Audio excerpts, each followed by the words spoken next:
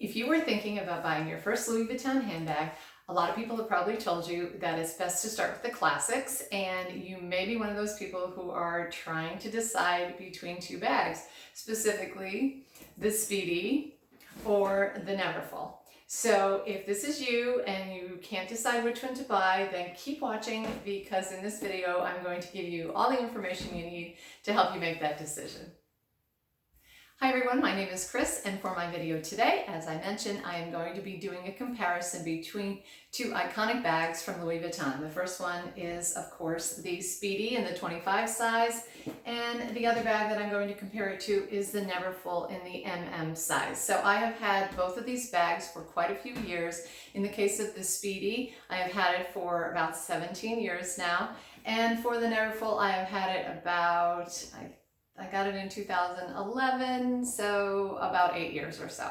I have used the Neverfull consistently, day after day, taking it to work. So between these two bags, I have used them to death, and I can tell you what's good, what's bad, and give you some ideas as to the function and the durability and the styling of the bags to help you make your decision. So I am going to start with my Speedy right here. I do have a little bandeau on it, which I'm going to remove just so I can show you the bag better.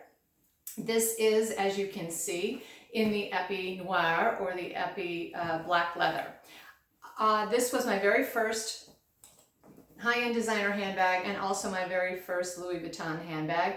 When I was purchasing this, I was not necessarily looking for a Speedy. I was actually looking for a bag in the Epi leather because I loved it so much.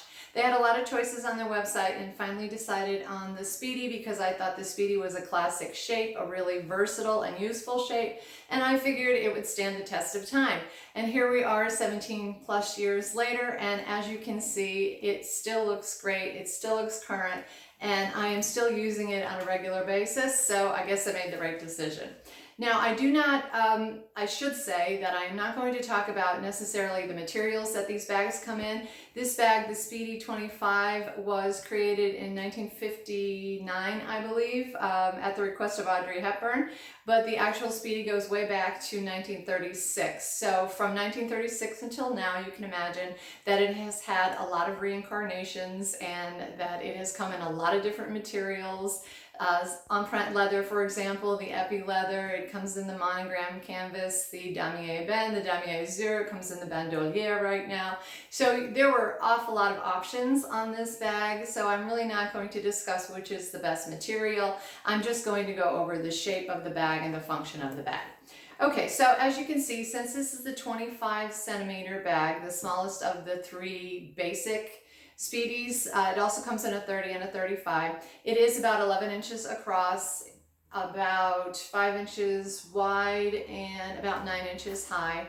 And it is strictly a top handle bag. So it does have these short handles here. They have about a 4-inch drop. And it is a good bag primarily for holding in your hand, or if you wanted to, you can carry it on your arm. I typically carry it on my arm. It's just very convenient that way. The handles themselves, though, are not going to go over your arm unless you're very, very small, and you probably will not be able to carry this as a shoulder bag. Now, that said, they do have versions of the Speedy. The bandolier, for example, does have a shoulder strap. It makes it very versatile, and consequently it is extremely popular. This bag, though, the regular classic Speedy, does not have any clips for a shoulder bag anywhere on either side. However, I have seen people take a strap and put it on one handle and then the other handle here and carry it that way, and you can certainly do that easily. I have not done that simply because I have other shoulder bags, and if I want to carry a black shoulder bag, I usually pick those rather than the Speedy. But the handles themselves are rolled handles, and for me they are just the right thickness. They're not too thin that they're going to cut into the palm of your hand, but they're also not too thick that they're going to be cumbersome. And the best part is that they are attached to the chaps that are on the bag itself with these rings here, and so you can easily flop down the bag to get it out of the way, or rather the strap to get it out of the way. And I will often find myself holding one strap, unzipping the bag, and dropping the other strap, which just flops down there, and reaching inside the bag to get whatever I need out of there. So the handles themselves are very functional, very handy, no pun intended. And I really do like the way they work. Plus you can use them to open up the bag a little bit. The bag has one zipper at the top here. It goes from one side to the other. Now, some people have complained because it is rather a small opening. However, if you can open the bag with your handles like that, you really can reach in there, and it's just a big open space inside there. So it's going to be difficult to see on camera because obviously it is a bit of a black hole, this bag. It has a black suede lining inside and just one pocket. So the pocket has it's a little slip pocket right here, as you can see, and you can just reach in there and grab whatever you need. I usually keep my little keys for my lock in there, and I also keep my authenticity cards. It's really not very roomy, but you can throw small things in there. And then the rest of the bag, of course, is just a big open space. The only other feature inside the bag is the D-ring that is right here. So if you have a clip-on type of key ring, you can certainly put it on there and find your keys quite easily. But the bag is relatively lightweight, even in the epi leather. Now the monogram bags are going to be much lighter, of course, because leather is heavier than the canvas, but the canvas does have a tendency to sag in the middle on the bottom. So you may see people that have had their Speedies for some time and they get this sort of sag on the bottom like so, but you can prevent that either by getting a sturdier material like the epi. They don't make this anymore, not this year anyway, but things come and go in Louis Vuitton's lines, and so you may be able to find one in upcoming years, or even go into the pre-owned market. The epi stays pretty structured, although it does tend to sag just a little bit when you have items in here, and that is why I would recommend that you get a bag organizer. Now I happen to have one here, and as you can see, it would fit right inside the bag there. Just stuff it in there, and then it keeps all of your belongings nice and secure, and you don't have to fish around as much trying to get things out of your bag. A couple details I do want to mention. My hardware is gold hardware. It has really held up very well. I have not seen any of those strange spots that sometimes occur on some of the hardware. The little rings here on the side look to be in good shape, and of course the zipper. Now the zipper, you can hold on to the tab on the side of the bag here to close or open your bag, and I have to say that this zipper has never given me 1 minute's problem. It opens effortlessly and closes effortlessly every single time I've used it for the past 17 years. So I cannot speak highly enough about the quality of this bag. It does have a couple little nicks here and there that I'm aware of, but most people seeing this bag would never know that it is over 17 years old. There is a little side pocket right here too, which I forgot to mention, but it's, there's not a lot of room in that pocket either.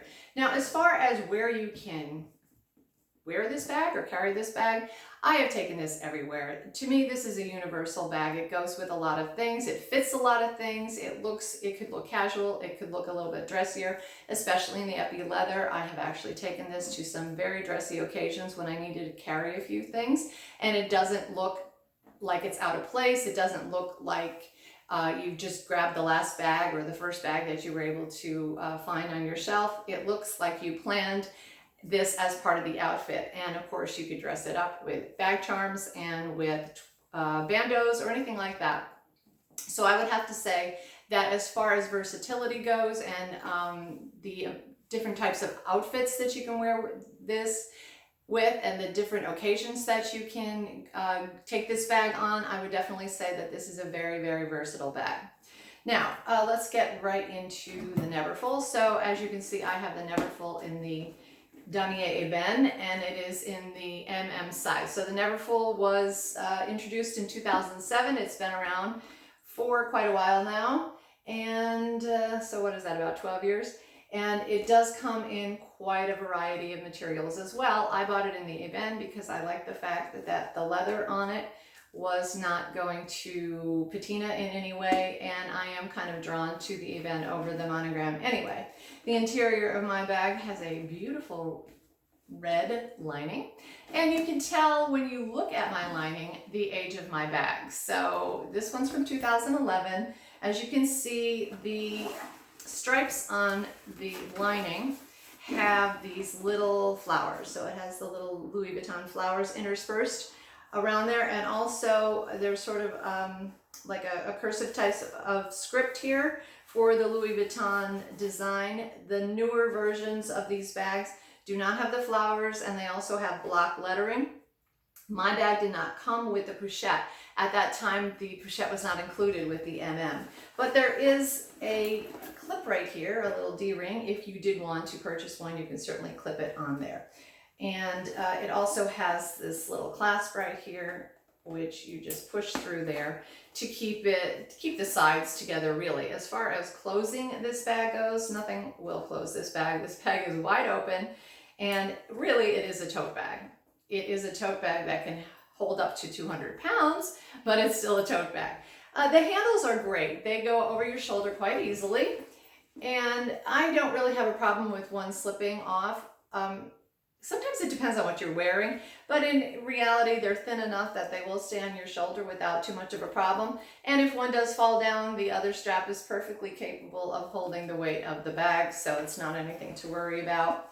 There's also this nice feature of these little laces on the sides, little pulls on the side, where you can tighten the bag. Now I'm going to try to do this on camera, and it's going to fight me, I bet. There we go. You can fold in the side of the bag that way. You can also fold in this one on that side. And then you've condensed or reduced the size of your bag and made it look a little bit more like a handbag, like this. Okay. So when I first saw this bag, I thought that that was how I was going to carry this bag. I thought that I would just fold in the sides and it would look like a handbag and it'd be nice and cute.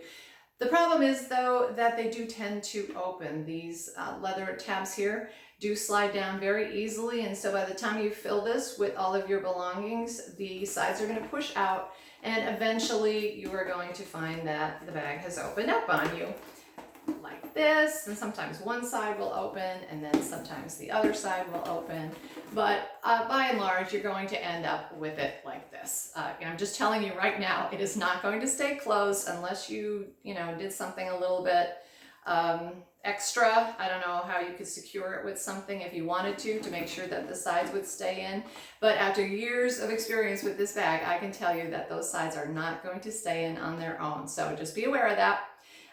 The bag itself has a very large opening. I think it's about 14 inches, this bag, from side to side. No feet on the bottom.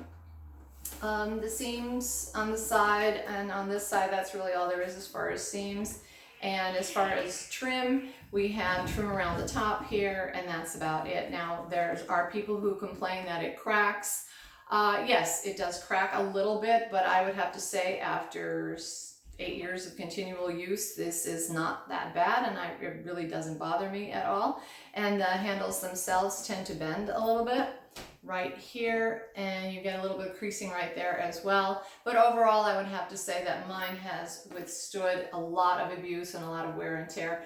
It's not that I necessarily abuse my bags, it's just that taking it to work every single day, sometimes you just can't be as careful as others, and I stuff everything in here. This is my tote bag. This is my work tote bag. I tried to carry it as a handbag. I failed miserably. I didn't like it. Things fell out of it. I couldn't find anything, and I was really frustrated with it. I was going to sell it, and then the light bulb went on, and I thought, well, why don't I just use it as my work tote?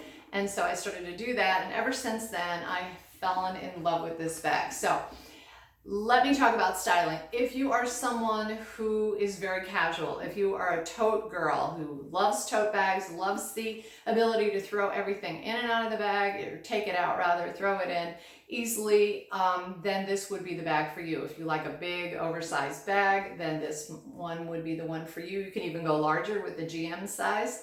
But if you are someone who is worried about security, who wants your things nicely contained, then this is not going to be the best choice for you, because the only closure on it is this little clip on the top here. And when I carry this bag, I don't clip it at all, because frankly, it just gets in the way of me taking my, my papers, my laptop, my books in and out of here. And so I just leave it unclasped like that. There is one pocket. I did show you the pocket before. It has one zipper Inside is sort of a coated canvas in bright red, and it is a nice roomy pocket, so there's plenty of storage space in that pocket if you really have to keep something secure. I would say that this is a great travel bag. You can put your passport in there, and then all of your other belongings, your coat, whatever, your iPad, your laptop, a book you're carrying, and this makes a really great travel tote. So as far as an everyday bag, it didn't work for me. However, maybe your lifestyle is a little bit different, or you just like to have a big casual bag. But I also have to say that as far as where you can take this, it's good for travel, it's good for work, it's good for casual days out. It's not a dressy bag. It's not going to go to the wedding. It's not going to go out to dinner very comfortably because you're going to have this big oversized bag. You can hand carry it, so you can carry it on your arm. It does get a little heavy that way, and I have to say, because the straps are a little bit thin, sometimes it will dig into your skin. You can handle it from your hand like this, carry it like that. And depending on how tall you are, of course, that may or may not work for you. But the easiest way to carry it, of course, is as a shoulder bag. It's, again, a very casual, cool looking bag. It comes in a lot of beautiful fabrications, but overall, definitely either use it as a tote or use it as a casual bag if that's your lifestyle, or if you are looking for the best tote in the world, this is it. But if you are looking for a bag that's going to be more versatile for you, then you definitely want to go for the Speedy. And I would say that if you're a person who prefers a shoulder bag, or you just have the option of a shoulder bag, then buy the Speedy Bandolier, which has the strap on either side, and then you'll have the best of both worlds. You will have a bag that is handheld, arm held, shoulder. You can even do a crossbody, and you also will have this classic look that is just never going to go out of style. And I'm a testament to that because, like I said, 2001 is when I purchased this bag, and looking at it today, still in love with it. Okay, so that is it for my comparison between the Neverfull and the Speedy. I really do hope it was helpful for you. That was my intention today, to help you make up your mind. I know they're roughly about the same price, I guess, give or take a couple $100. So just really take into consideration the kind of bags you usually like, what you're looking for, what your needs are, what your lifestyle is, and then you can choose accordingly. So that is it for my video today. I really do appreciate you watching, and thank you to everyone who has watched and subscribed to my channel. If you have any comments, please leave them down below. Don't forget to subscribe and hit the like button. And until my next video, take care.